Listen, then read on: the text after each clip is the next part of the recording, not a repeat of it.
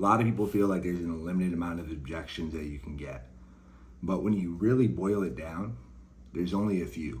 And there's only a couple that are really common. And I think when you start to think of it differently, it's a talk for another one, but I think they all basically just boil down to trust. And just know what's important to the seller is they want to be able to trust that they're getting a fair deal. They're going to want to trust that you're going to get the deal to the finish line. And they want to be able to trust that you're the best person for them to do business with. So when you know those things and just start to think of objections almost as smoke screens, or just really, lack of a better word, just bullshit. And just a lot of people just do it. They're just innate reactions. Don't take it personally. You don't feel like, oh, they're lying to you. It's just something people do. I like to relate it to if you're ever walking around a retail store. For example, I was in Best Buy the other day and somebody's like, hey, do you need help? And I'm like, no, I'm good. And the funny thing was I actually did need help and I had to go back and say it later, but a lot of people won't want to do that. So it's your job to uncover that and just kind of go past the surface level bullshit and get the deal to the finish line and get that close. Now, your job when handling objections, it becomes infinitely harder if you didn't do a good job when you were doing the discovery process. So if you didn't do a good job asking questions, if you didn't do a good job, trying to really figure out what their motivation is, what their situation is, it's going to be way harder in the back end for you to turn that into a deal. So that's why when my sales process, I like to take 80% of the time is on the discovery. If you look at my script, and again, you guys get that for free at scripts.wholesalingsyndicate.com if you don't have it already. But if you look at my scripts, you'll see most of the script is just questions. And we'll get into that in a different episode about going into the scripts, but today we're just talking about objections. But if you do the script well, your job becomes a lot easier when it comes time to handle objections. So let's talk about some of the most common objections we get. And like I said, there's only a handful. Today we're going to go over, I want to think about it. Your offer is too low. It's another big one. So it's think about it, price, and spousal, which is, I want to talk to my wife, or I want to talk to my husband, or I got to talk to my business partner or my lawyer or whatever. So it's important to know those, because if you can just get those three and know exactly what you're going to say, it's going to make your life a whole lot easier and you're going to close a lot more deals. And again, having that mindset shift of knowing, hey, these objections are probably going to come up. I'm probably going to have these and even have them written down, scripted out, and practice and rehearsed, and just not getting thrown off when you get an objection. It makes it that much more likely you're going to be able to handle it and get to close and get the deal to the finish line. And again, that's what it's all about. So let's do the first one. Say, hey, sounds great. I just want to think about it. Now, rookie salespeople, they fuck up here because a lot of times they believe them. In sales, in the car dealership game, we call it the be back bus. Waiting on the be back bus. I'll be back. Or I just want to think about it. I'll be back. And 99 out of 100 times, those people never come back. It's probably more than that. And so you just can't let them go with that. You just need to dig deeper, because I want to think about it, just real easy. I just want to think about it. So just, again, know what you want to say. So customer says, I want to think about it. Say absolutely. You always agree. First thing you do is you always agree no matter what they say. So of course, I definitely understand you want to think about it. It's a big decision, but let me ask you, what is it exactly that you want to think about? And that right there, they might give you a deeper objection, but just having that quick word track, so that's going to buy you some more time just knowing that. Let me ask, what is it exactly that you'd like to think about?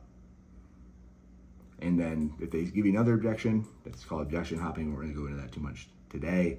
But if they give you something else after that, they're like, oh no, I just want to think about it, or they stick to it. You say, Mr. Seller, I definitely understand.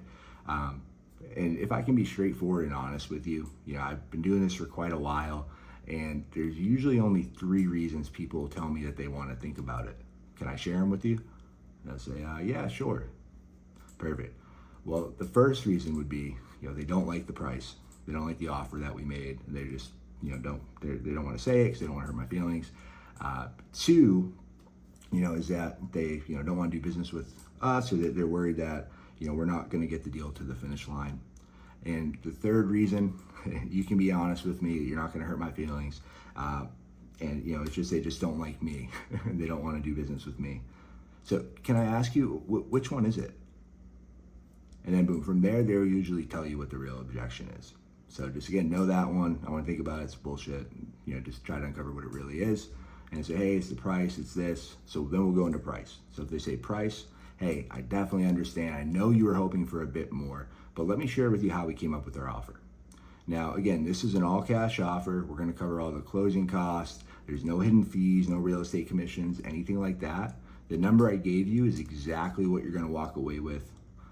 And again, that wouldn't be minus, and if there's any mortgages or anything, minus, any mortgages or liens that you have. But this is going to be the exact number you walk away with, unlike, you might have dealt with in other transactions. And what really separates our offer apart is it's all cash. We're guaranteed to close. We're going to get to the finish line, and it's going to save you time so you can move on and do X, Y, Z. And X, Y, Z is going to be whatever they told you was the reason they wanted to sell. So you can go forward. It's going to be quick. It's going to be easy, and then you can go forward and move closer to your family, or you can go and reinvest it in another property you want. Whatever that is, you just want to come back and then bring up what you discovered as far as their motivation. So go over it again. Hey, price. I just, the price is too low. No, I can't do that. I was hoping for more. Or, that's not the price I wanted. Mr. Seller, I definitely understand. I know when we talked earlier, you're hoping for a bit more. And you can also do here, you can say, what were you hoping I'd come back with? I'd do that after if they give you the price objection again, but first time, like, hey, this is why our offer is what it's at. Again, this is an all cash offer. It's a quick, guaranteed close. We're going to cover all the closing costs. There's no hidden fees, no real estate commissions, and it's going to make the whole process as easy and painless as possible.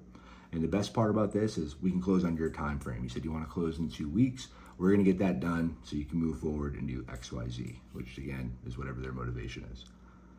So does that make sense to you? Then you always want to end on a closing question. Like, hey, does that sound fair to you? Fair enough? Sound good? Big thing I always do is I like to make sure they pull up that contract. So if you're in person, you have the contract there, you can just hand it back over to them. If everything looks good, you can just sign there. But same thing, we do it virtually. So, we have like an e-sign service. We use HelloSign, or it's a Dropbox sign now. All you got to do is say, hey, if everything looks good, you can just sign right on the bottom and hit submit. And then a big mistake people make here when they're closing is they don't use silence. A lot of people, it's a natural human thing, is they don't like silence because it's awkward as fuck. I have a buddy that I've been coaching, and he hates silence. It's his least favorite thing. There's any silence, we've been working on it, he's getting a lot better, but it's, you can hear it, there's any silence, he just wants to fill that space. But silence is like your best tool as a closer. It's really one of the best things you can do, because if you can learn to live in that awkwardness, because it's awkward, like a couple of seconds can feel like eternity, a couple minutes even worse. But if you can learn to do it, just know it's awkward for them too. And then when you end on a closing question and then you use that silence, remember, whoever speaks first loses. So, if everything is good, you can just sign there and then shut the fuck up. Say nothing else. And then I've had calls, literally, they've gone on for minutes, like close to 10 minutes plus, where they didn't say anything. Like I literally won't say anything, and I'll wait for them to say, hey, are you still there? Like, oh yeah, I was just waiting for you to sign. And let them do it. Let them break the awkwardness, because most people just do it. And again, some people are like, oh, is that ethical? Whatever, it is ethical, because you know that you're giving them a fair offer, you're helping them get what they want, and you're going to get your deal to the finish line, as opposed to them wasting time and not getting closer to that end result they want. So your job as a salesman, I like to think of it, your job as a closer is helping them make a decision, whether that's yes or whether that's no. And you can't turn a no into a yes, but you can turn a maybes, or let me think about it, or I wanted more, or any other thing. As long as it's not dead no, fuck you, I don't want to sell, you can turn that around into a yes. It might not be on that call, but you're going to have to go through these objections so you can get this done. All right, so we went over the first one. We went over, let me think about it. We went over price. Let's go over the spousal objection, or, I got to talk to my wife. Now, you get this one a lot. Again, it's basically the same as let me think about it.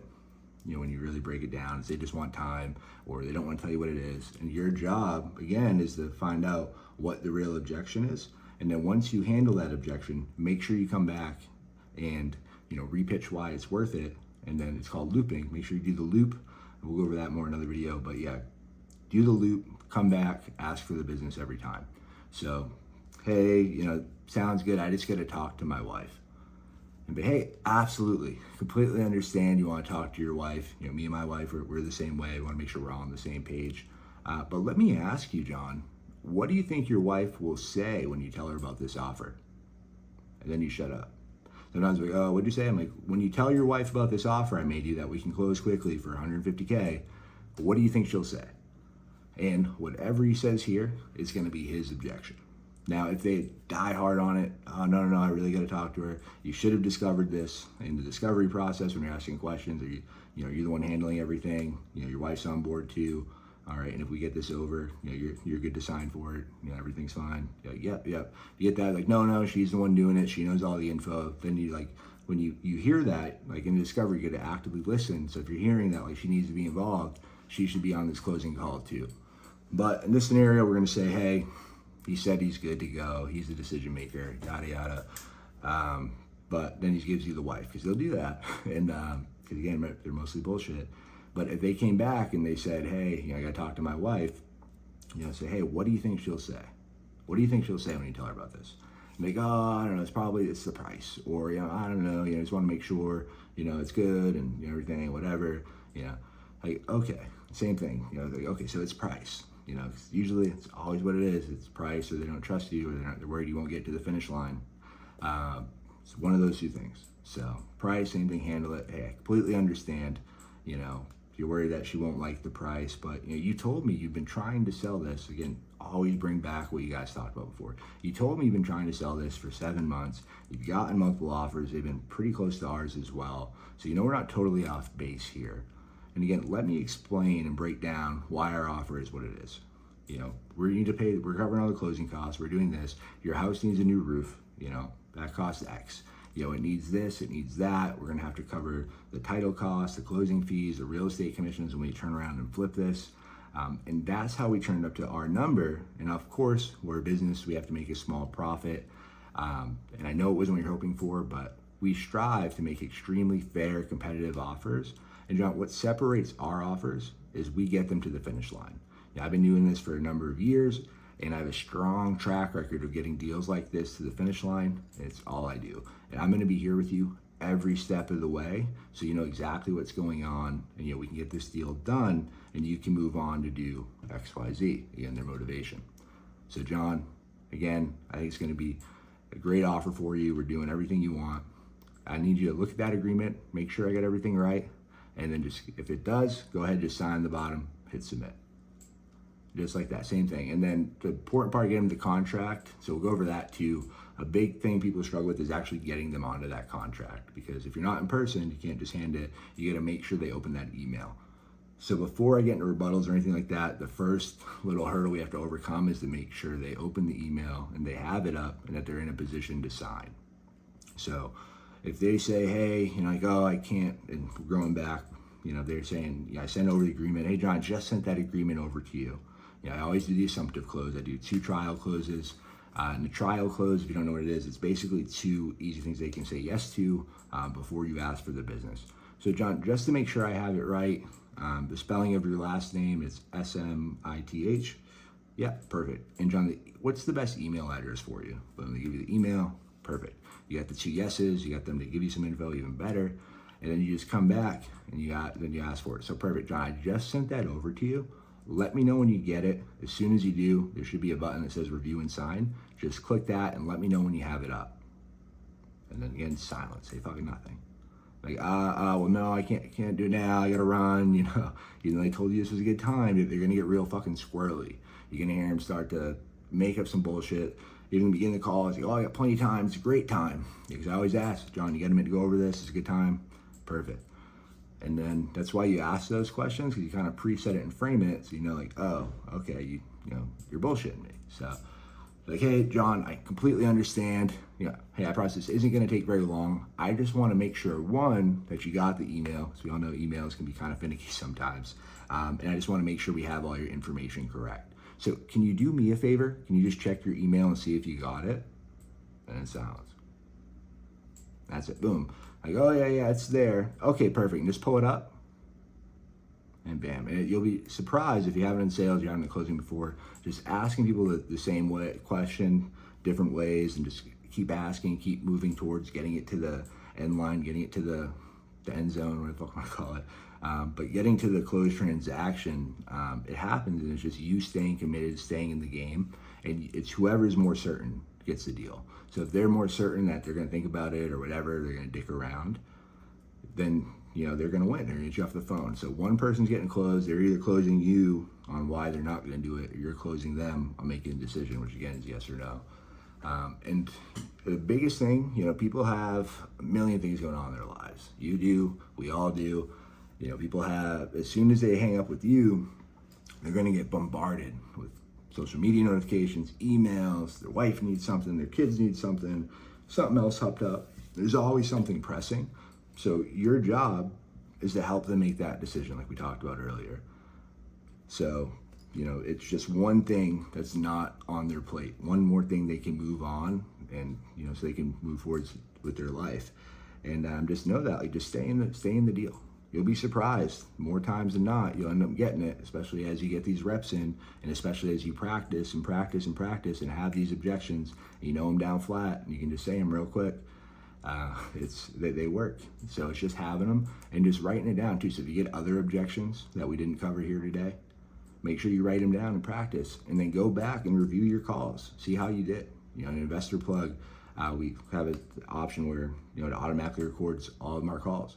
If you don't have a system or CRM or way to do that, pull out your phone, pull out a different cell phone, whatever, find a way to record your shit, whether it's a webcam.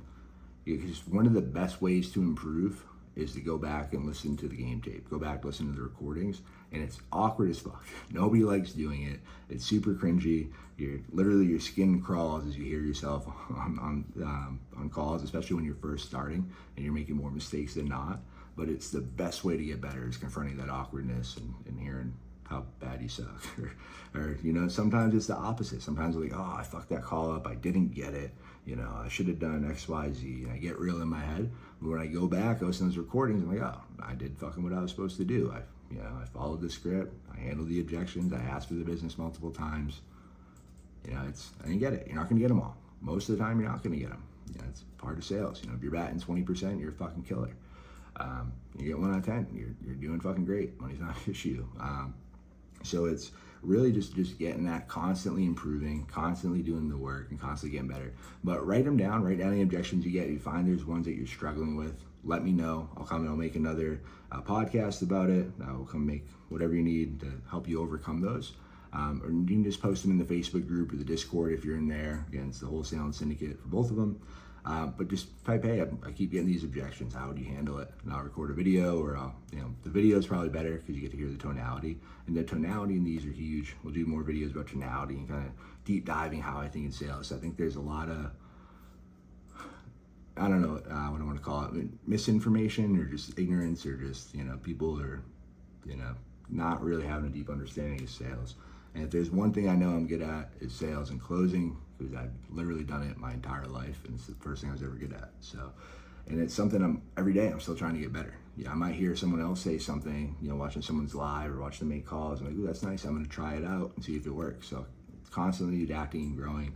It's what I love about this game. It's what I love about sales, what I love about closing, is that you can always get just a little bit better.